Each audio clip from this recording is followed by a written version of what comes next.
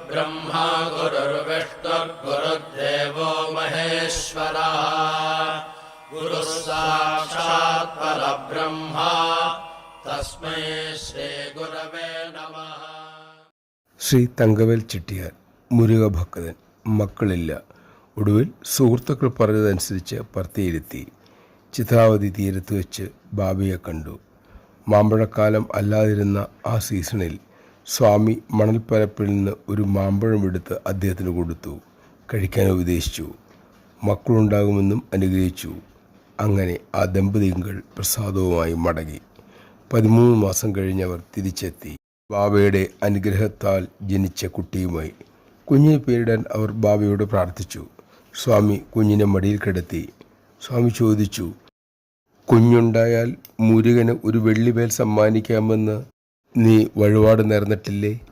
വലിയ വെള്ളിവേലുണ്ടാക്കി നീ വീട്ടിൽ സൂക്ഷിച്ചിട്ടില്ലേ?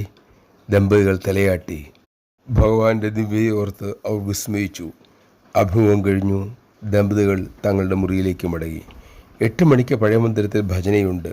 അവർ അതിനായി അവിടെ എത്തി. ഭജന ആരംഭിച്ചിരുന്നു. തങ്കവേൽ ചെട്ടിയാരും കുടുംബവും ഭജന ഹാളിലേക്ക് കയറി.